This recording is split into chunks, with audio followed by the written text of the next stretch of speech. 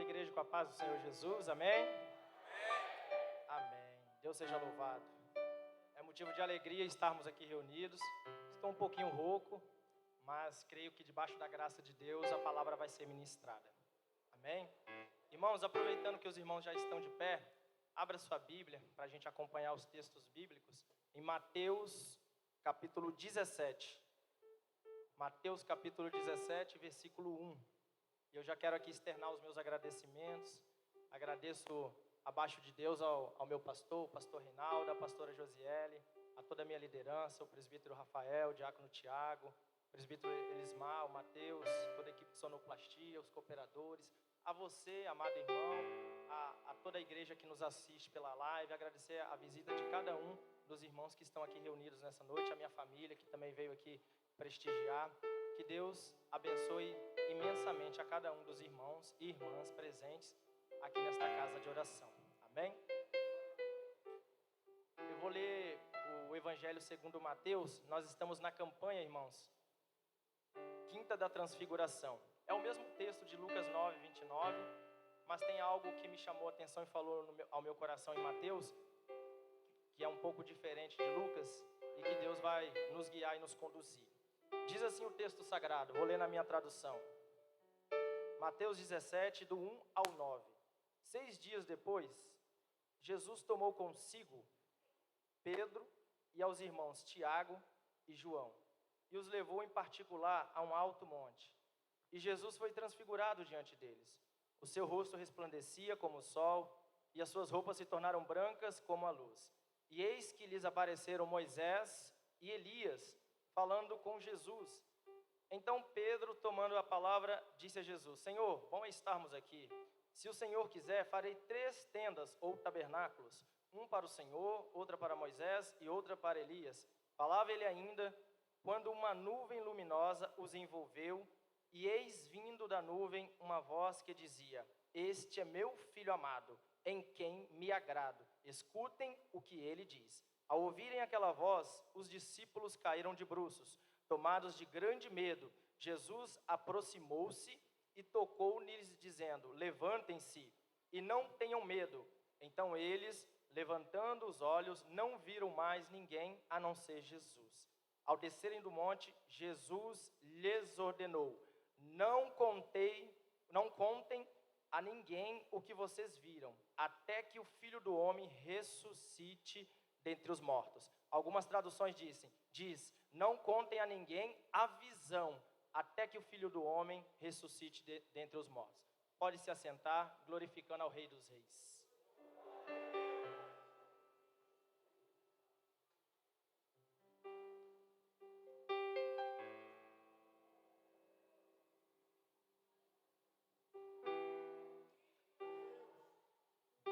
Igreja, irmãos, estamos diante de um texto com inúmeras revelações. E bom quando Deus ele tem muitas formas de se revelar. Deus se revela através dos dons, manifestação dos dons, se revela através até de crianças, mas a principal maneira de Deus se revelar, ele deixou, está escrita aqui diante de nós. Nesse texto, nós temos passado nessa campanha da Quinta da Transfiguração, muitas vidas, inclusive a minha, tem sido abençoada por Deus. Transformação de lares, famílias, e é o que Deus quer nos falar nessa noite. Quando eu estava meditando sobre esse texto, algo me chamou a atenção. No finalzinho, no versículo 9, Jesus disse bem assim: Não conteis a ninguém a visão. Quando o sobrenatural aconteceu ali, junto com os discípulos, Pedro, João e Tiago, nós precisamos entender que ali não foi Moisés e Elias, foi uma projeção, foi uma visão. O que é uma projeção? Não era em tempo real Moisés e Elias, porque se fosse em tempo real, a Bíblia estaria em confusão, porque Jesus é a primícia dos que dormem, ele é o primeiro. Ao longo da história, vários personagens bíblicos ressuscitaram. O profeta Elias ressuscitou gente. O profeta Eliseu ressuscitou gente. O próprio Lázaro foi ressuscitado por Jesus. Então ali não era Moisés e Elias na íntegra, em tempo real. Era uma projeção, era uma visão. É como se nós gravássemos um vídeo e mostrasse para alguém algo que aconteceu em algum momento da história. Amados irmãos, por que eu estou falando acerca dessa visão? Moisés e Elias ali representavam a antiga aliança. Em certos momentos Jesus diz bem assim: a lei e os profetas. Moisés, a lei, e Elias representando os profetas. Os discípulos, o Novo Testamento, a nova aliança. E Jesus, o mediador. A Bíblia diz que ele é o único mediador entre os céus e a terra. Eu queria destacar acerca dessa visão 2 pontos, que é o que Deus quer falar conosco nessa noite. Acerca da transfiguração, que é o tema dessa campanha, e acerca do tempo. Repita comigo, tempo. Repita comigo, transfiguração. Acerca do tempo, quando Jesus ali se transfigurou, como eu disse, não era Moisés e Elias na íntegra. Jesus, Deus na pessoa de Jesus, ele pega um momento da história, ele pega um momento do futuro e traz diante dos olhos de Pedro, João e Tiago. Se a irmã puder colocar aí Mateus 16, é uns versículos antes. Mateus 16, versículo 27. Jesus, antes de acontecer esse evento sobrenatural, Jesus faz uma reunião com os seus discípulos. Olha só o que diz o versículo 27, só para que os irmãos possam ser contextualizados do que Deus quer falar.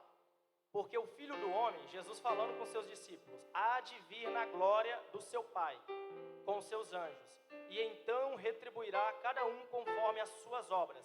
Em verdade lhes digo, que dos que aqui se encontram, existem alguns que não passarão pela morte, até que vejam vir o Filho do Homem vir no seu reino. Então Jesus, antes de acontecer aquele momento sobrenatural, ele fez uma reunião com seus discípulos e disse: olha só, vai acontecer aqui que alguns de vocês vão ver, vão enxergar o Filho do Homem antes que vocês mesmos morram. Então Jesus, cumprindo a promessa dele, 6 dias depois, que é o texto de Mateus 17, ele vai lá, chama Pedro, João e Tiago e fala: agora eu vou cumprir a promessa. Eu não falei que eu ia mostrar para vocês a vinda do Filho do Homem? E aí ele se transfigura. Ele pega um momento do futuro e traz para o presente. Nesse ínter e acerca do tempo, nós precisamos entender que existe 2 tempos: o tempo do homem e o tempo de Deus. Repita comigo: tempo do homem, tempo de Deus. Nós precisamos sempre seguir uma sequência cronológica, que é o que nós chamamos de tempo cronos. Há um espaço de tempo, ora eu estou aqui, passa-se um tempo e eu avanço, já é outro momento. Esse tempo é o que nós chamamos de tempo cronos, é um tempo cronológico, é um tempo que aconteceu no passado, acontece agora no presente e no futuro. Mas o tempo de Deus, ele é diferente. É o tempo que nós chamamos de tempo kairos. Esse tempo, ele não é uma sequência cronológica, ele é um tempo previamente estabelecido. Então Jesus, para demonstrar que o tempo de Deus é diferente do tempo do homem, ele pega um momento da história, ele pega um momento do futuro e traz para o presente. É isso que ele quer fazer com a minha vida e a sua vida. Aquilo que você acha que não tem jeito, ele pega o futuro e traz para o presente. Aquilo que você acha que não tem saída, ele muda completamente. Acerca do tempo, irmãos, eu me recordo que uma certa vez eu tive um sonho, e nesse sonho eu olhava para o relógio e era um horário. E quando eu avistava de longe, eu vi como se fosse um relógio do Big Ben. É um relógio que fica no alto de uma torre. E aí o horário daquele relógio não batia com o meu relógio. E no sonho eu falava: eu estou atrasado. Quando eu acordei, passou-se um tempo, Deus me deu um entendimento. O meu tempo não é o seu tempo. Deus está falando com a igreja: o tempo de Deus não é o seu tempo. Talvez você diga que as coisas estão demorando a acontecer. Talvez você pense que as coisas estão atrasadas. Talvez você ache que as coisas estão demorando. Mas Deus está falando: o tempo, o meu tempo não é o tempo do homem. O meu tempo não é o seu tempo. Aguarde mais um pouco, persevere mais um pouco. O tempo de Deus, ele há de se cumprir na minha vida e na sua vida. Na narrativa de Gênesis, Deus ele foi criando, né, todas as coisas, criou a terra, separou as águas.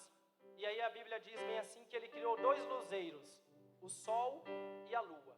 E diz assim a narrativa de Gênesis: criou-se o sol e a lua para iluminar a terra, mas também para controlar o tempo, as estações, os ciclos da vida.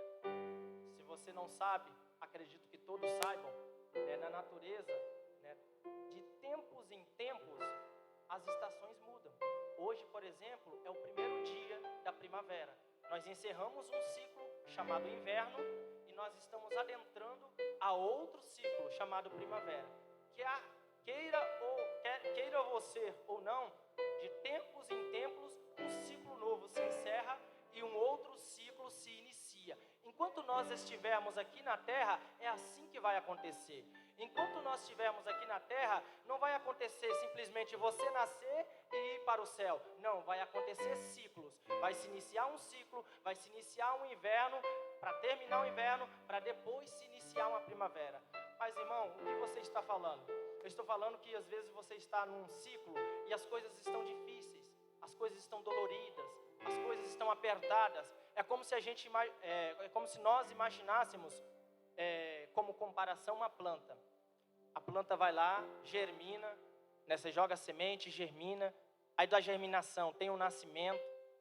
Depois do nascimento tem o crescimento. Aí tem a frutificação. Então tem etapas para serem cumpridas até aquela árvore apresentar um fruto. Assim é a nossa vida. Assim é a vida da igreja. Queira você ser um cristão ou não, a sua vida vai seguir ciclos. A sua vida vai seguir etapas. E se você não aprender a estar em comunhão com Deus, você sempre vai estar no ciclo errado, achando que as coisas estão dando errado. Mas é porque você precisa se adequar e entrar no ciclo da colheita. E entrar no ciclo que Deus estabeleceu para você. Imagine bem, lá na época de José, o governador. Se ele, da parte de Deus, não soubesse ou interpretasse o sonho de Faraó, toda a terra passaria fome, entrou um ciclo de abundância, depois 7 anos veio um ciclo de fartura, mas se ele não tivesse tido a graça de Deus de interpretar, ele jamais poderia administrar uma nação e trazer liberdade, e trazer proteção, e trazer sustento para a família dele. Então, da parte de Deus, José foi um grande instrumento para abençoar aquela nação e aquele povo. Tudo isso porque ele entendeu que ele precisava se colocar no ciclo certo. Iniciou um ciclo de abundância, ele soube administrar e depois vem um ciclo de escassez. Nós precisamos seguir ciclos. Não adianta você estar no ciclo do crescimento e querendo que as coisas estejam em abundância. No ciclo de crescimento vai ter dificuldade. No ciclo de crescimento vai ter dor. No ciclo de crescimento vai ter aprendizado.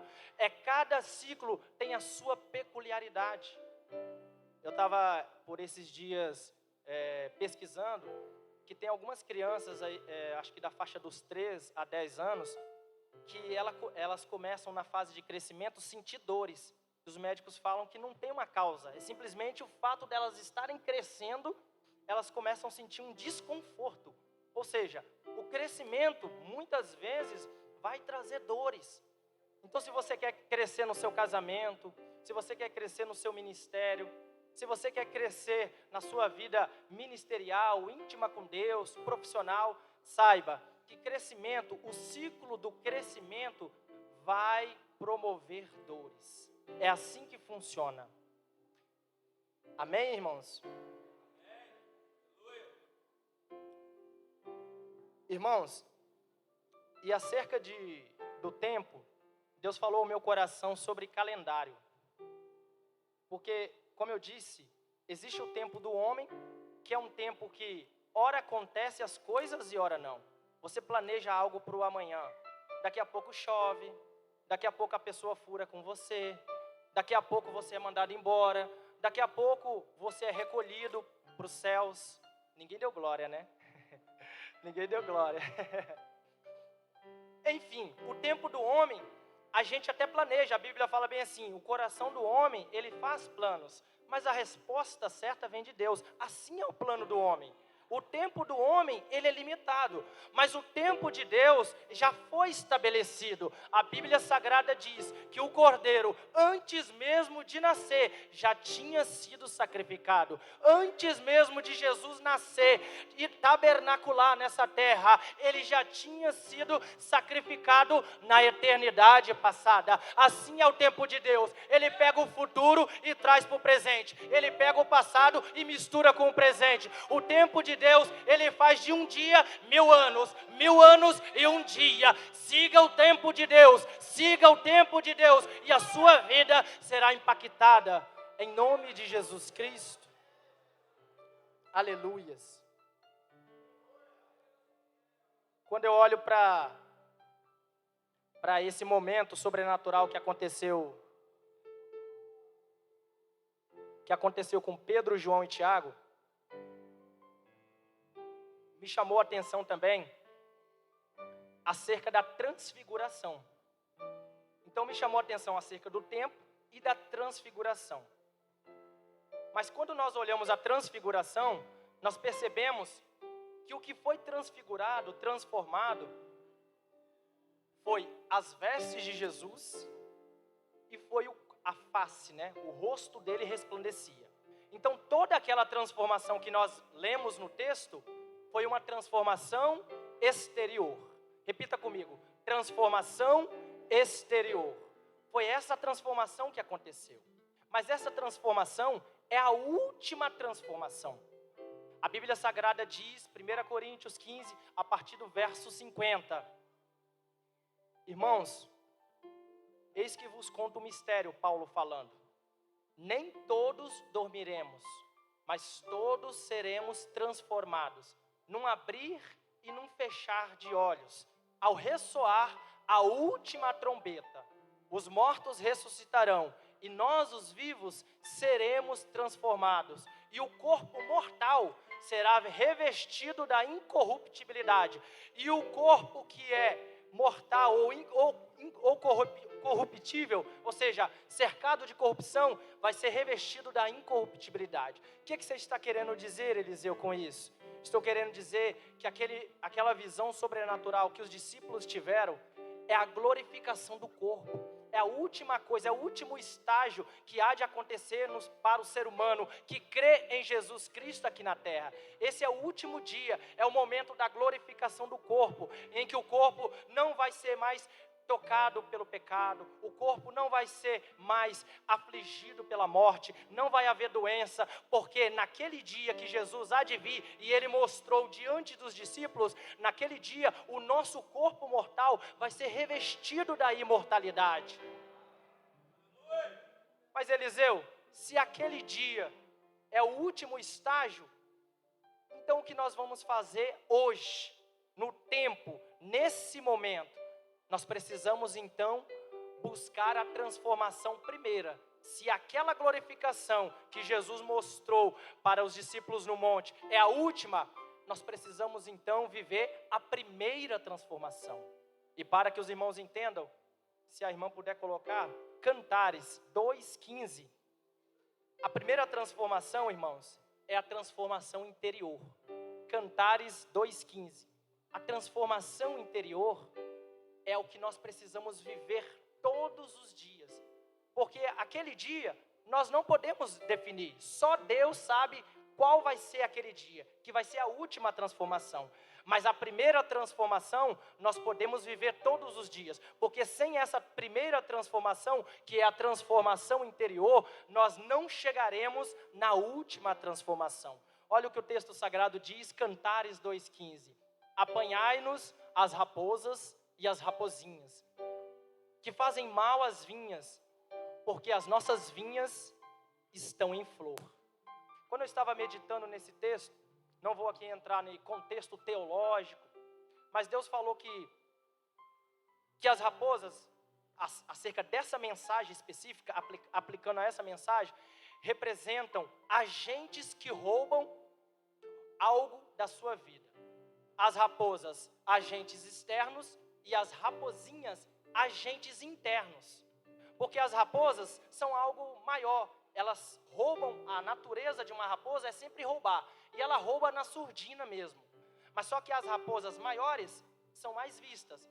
E aí Deus falando comigo, as raposinhas são aquelas coisas pequeninas, que às vezes eu e você não damos bola.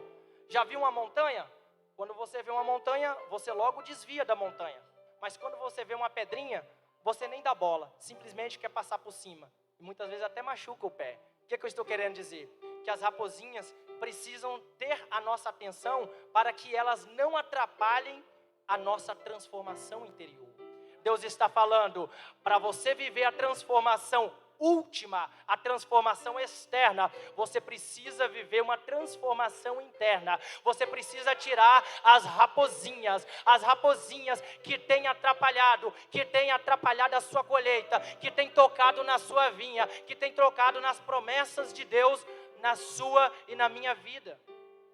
E quando eu assim meditava, Deus falava o seguinte: de 3 raposinhas, que tem várias raposinhas. Você, à medida que o Espírito Santo vai ministrando, Deus vai trazer ao seu coração. Mas o que Deus trouxe ao meu coração, 3 raposinhas que roubam muitas coisas da minha vida e da sua vida e que nós precisamos tratar. A primeira raposinha se chama a soberba. Essa é a primeira raposinha. Voltando a dizer aqui, as raposinhas são agentes que roubam algo da minha e da sua vida. A primeira raposinha é a soberba. Essa raposinha, sabe o que ela rouba? A sua humildade. A raposinha da soberba, ela tira a humildade. Lembre-se que Satanás, ele era um querubim ungido, ele fazia parte do corpo celestial de Deus, mas por causa do orgulho, por causa da soberba, ele quis ser maior do que Deus, acabou sendo expulso dos céus. É isso que a soberba faz com a minha vida e com a sua vida. Você querer achar que é melhor que alguém, melhor que um familiar, melhor que um companheiro de trabalho, você achar que está acima simplesmente por orgulho, vai roubar a humildade. Jesus Cristo disse: aprendei de mim, que sou manso e humilde de coração. Filipenses 2, versículos 5 até o 7, a Bíblia vai dizer que nós devemos ter o mesmo sentimento do que Jesus Cristo, que ele, sendo Deus, não agiu por usurpação, ser igual a Deus, mas ele se esvaiu da sua glória, sendo visto e reconhecido em figura humana aqui nessa terra. Jesus Cristo, sendo todo-poderoso, se fez criatura. Olha o exemplo de humildade. Deus se fazendo criatura, o Senhor se fazendo servo, o oleiro se fazendo barro. E quantas vezes nós, por pouca coisa, talvez uma promoção, talvez um salário que a gente ganha, queremos passar por cima das pessoas, queremos achar que somos melhores do que as pessoas. Se algo acontece nas nossas vidas, é porque Ele nos dá condições. Se algo acontece na minha e na sua vida, é porque Ele nos dá fôlego de vida. Como diz Lamentações, as misericórdias dEle se renovam todos os dias em nossas vidas. Glória a Deus. A segunda raposinha que Deus falou ao meu coração, aquilo que rouba algo de Deus das nossas vidas, é a raposinha chamada falta de perdão. Sabe o que essa raposinha rouba? Ela rouba a minha e a sua comunhão com Deus. A falta de perdão rouba a minha e a sua comunhão com Deus. Toda pessoa que tranca o coração, que fecha o coração, ela não mais consegue se relacionar com Deus como deveria. As promessas de Deus ficam travadas. É como se tivesse uma porta trancada. Enquanto o perdão não é liberado, aquela porta fica trancada. Enquanto o perdão não é liberado, aquela porta fica trancada. Deus está falando: abre a porta do perdão, abre a porta do perdão, abre a porta do perdão. Porque senão a comunhão vai ficar mais uma vez distante. A comunhão vai ser quebrada. A comunhão não vai ser restabelecida. A comunhão não vai ser novamente estruturada. A Bíblia Sagrada diz bem assim, que se nós não perdoarmos a nosso irmão, também o nosso Pai Celestial não nos perdoará. Sabe o que acontece? Quando nós não perdoamos, nós abrimos um portal no mundo espiritual para que os demônios tenham acesso às nossas vidas. Então aquilo que Deus tem para nós fica retido. Então nós precisamos fechar essa porta, liberar o perdão. Porque quando algo acontece, uma rincha, um atrito, um desprazer entre duas pessoas, uma briga, a pessoa que guarda o perdão, guarda o rancor, a vida dela fica como Naamã, uma lepra, sempre corroendo. Mas a outra pessoa segue a vida, ela não está nem aí para você. Ela segue lá e quem fica preso não é a outra pessoa, é você que não liberou o perdão. É você que fica preso. Talvez você fica rindo, sorrindo, mas quando toca naquele assunto, você se fecha. Então é preciso limpar o coração. A Bíblia Sagrada diz, bem-aventurados sois os limpos de coração, porque esses verão a Deus. Se você quer ver Deus, se você quer ver o manifestar de Deus, se você quer ver o sobrenatural de Deus, você precisa ser limpo de coração. Você precisa deixar o Espírito Santo limpar a casa. A Bíblia Sagrada diz de 3 parábolas. As 3 parábolas se resumem em uma só. A do filho pródigo, a do bom pastor e acerca da mulher que limpava uma casa para achar a dracma perdida. Deixa eu te dizer uma coisa. Aquela mulher, toda parábola ela tem um sentido de comparação. Aquela mulher que estava limpando a casa, estava ali organizando, acendendo a candeia para achar a dracma perdida, aquela mulher representa o Espírito Santo de Deus. É o Espírito Santo que age no interior. É Ele quem convence do pecado, da justiça e do juízo. Aquela mulher tratada naquela parábola é o Espírito Santo. Ele acende a candeia, Ele ilumina a casa, Ele limpa, Ele adorna, para que você seja alguém transformado, para que você seja uma vida impactada, em nome de Jesus. Você precisa deixar o Espírito Santo fazer o trabalho dele, limpar a casa, limpar o tabernáculo. A Bíblia diz que Jesus ele falou bem assim, esse templo ele vai ser destruído e em 3 dias ele vai ser reconstruído. Os religiosos da época acharam que ele ia contratar uma empresa talvez e reconstruir o templo ali, mas Jesus está falando do corpo. O corpo é o templo do Espírito. Então quando a Bíblia fala que aquela mulher estava limpando a casa, aqui está a casa, aqui está a casa, aqui está a casa, aqui está a casa, aqui está a casa, aqui está a casa precisa ser limpa, a casa precisa ser organizada, limpa o coração, libere o perdão, para que o manifestar de Deus na sua vida possa acontecer. A terceira raposinha que Deus falou ao meu coração se chama pecado. Repita comigo, pecado. Sabe o que essa raposinha faz? Ela rouba a sua salvação. Simplesmente isso. A raposinha do pecado rouba a minha e a sua salvação. Lá na criação, quando o primeiro homem pecou, lembre-se que Deus, Ele estabeleceu para o homem comer de todas as árvores, de todos os frutos, somente um. E por esse ato deliberado de pecar, de transgredir a palavra de Deus, o pecado entrou na humanidade. Então o ser humano, ele poderia viver eternamente. Mas aí se você observar o texto sagrado, ele vai dizer bem assim, e tire o homem do jardim, e Deus tirou o homem do jardim, porque o homem estava em pecado, para que ele não coma do fruto da vida e viva eternamente. Mais uma vez ali na narrativa, você vê a preocupação, o cuidado de Deus. Porque se o homem em estado de pecado come aquele fruto da vida, da árvore da vida, ele ia se tornar eterno, mas um eterno pecador. Ele ia se tornar um eterno pecador. E aí Deus, na sua eterna misericórdia, estende novamente as mãos dele e tira o homem do jardim. A princípio, quando a gente lê o texto, a gente acha que Deus é até mal em tirar o homem. Mas não, é uma ação de misericórdia. Eu estou tirando você do jardim para que você não coma do fruto da vida e se torne um eterno pecador. A Bíblia Sagrada diz que são os nossos pecados que faz separação entre Deus e o homem. Então, enquanto nós permitimos que o pecado domine a nossa vida, Deus não consegue fazer aquilo que Ele tem que fazer. Como eu disse lá no início da mensagem acerca dos tempos, Deus já estabeleceu algo para a minha e para a sua vida. Mas enquanto nós não abandonarmos o pecado, isso que Deus planejou, isso que Deus programou, o calendário de Deus para a minha vida e para a sua vida não vai se cumprir. Você precisa abandonar o pecado. Eu preciso abandonar o pecado. E o que é pecado? É você desagradar a Deus. É você saber o que Deus quer para a sua vida e você não fazer.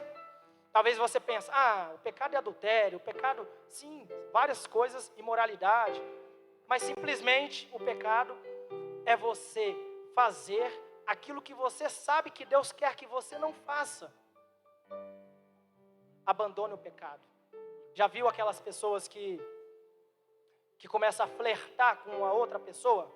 Às vezes ela tem um compromisso, um namorico, mas aí no trabalho ou em outros ambientes, ela começa a flertar. O que é flertar? É dar a trela. Dar trela. Ele tem um compromisso com a outra pessoa, mas ele fica dando trela para outra pessoa. Isso se chama flertar. Assim muitas vezes acontece na igreja. A pessoa até firmou um compromisso com Deus, mas fica flertando com o pecado. Aquele pecado de estimação, aquele pensamento que vem e a pessoa não combate. Deus me ajuda. Não, ela fica ali flertando na mente. É coisa boa. Ela fica desejando o passado dela. Como os judeus, os israelitas, estavam no deserto, tinham sido libertos, mas estavam desejando o Egito. Assim acontece nos dias de hoje, não foi só no passado. Talvez eu e você, nós fomos libertos e muitas vezes desejamos a vida de pecado, desejamos voltar para o Egito.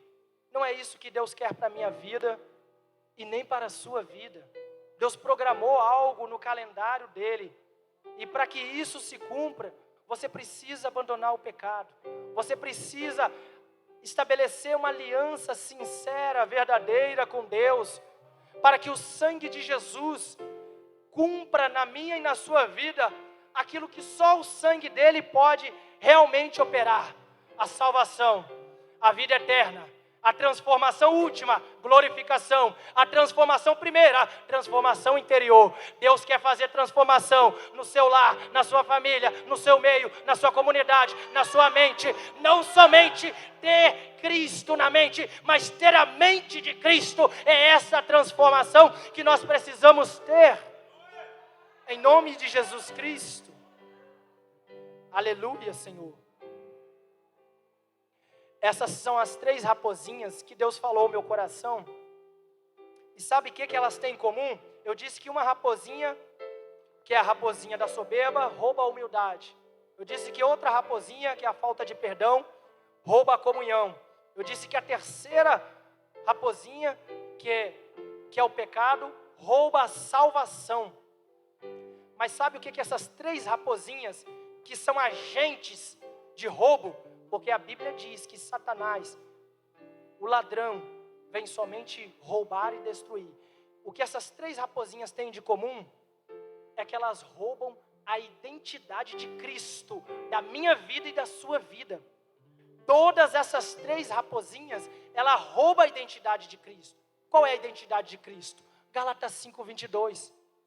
Amor, alegria, benignidade, longanimidade, mansidão, temperança, domínio próprio. O fruto do Espírito, que é a demonstração, que é a aplicação da identidade de Cristo na minha vida e na sua vida, é roubada quando nós permitimos que essas raposinhas façam parte das nossas vidas. Não permita que essas raposinhas roubem a identidade de Cristo, a essência de Cristo na minha vida e na sua vida. Deus quer resgatar a sua identidade, a identidade de Cristo, a essência de Deus na minha vida e na sua vida. É tempo de mudança. É tempo de transformação. Permita que Deus, na pessoa do Senhor Jesus Cristo, possa fazer aquilo que ninguém mais pode fazer. Só Ele pode fazer. E para encerrar a mensagem, enquanto eu estava ali meditando, nesse texto, Deus foi falando muitas coisas. Houve muitas reviravoltas. E eu me lembrei que hoje, dia 22 de setembro, foi o dia que eu nasci, Nasci nas águas. Há 9 anos atrás, dia 22 de setembro, eu fiz uma aliança com Deus.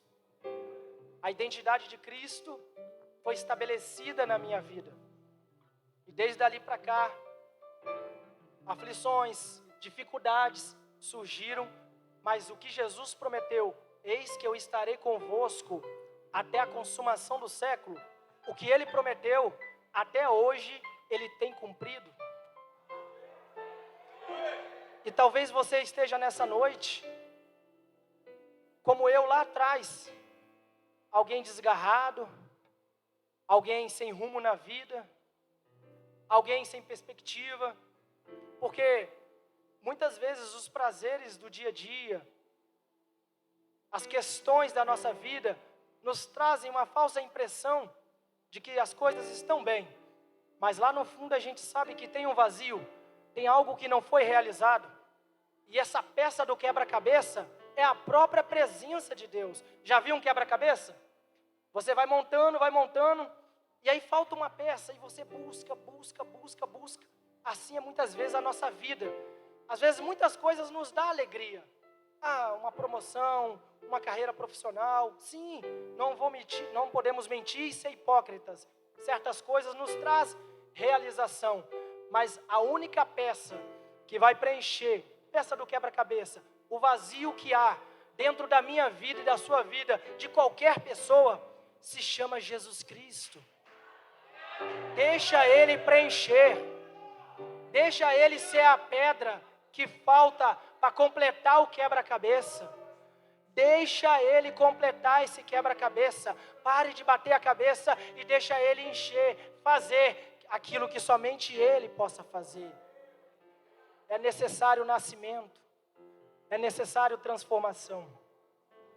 É isso que Deus quer trazer para a minha vida e para a sua vida. Permita que você possa desfrutar dessa transformação.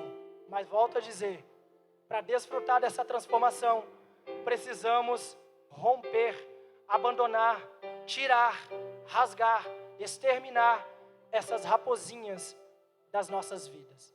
Assim, imensamente eu agradeço essa oportunidade. Que Deus seja louvado e fale mais aos corações.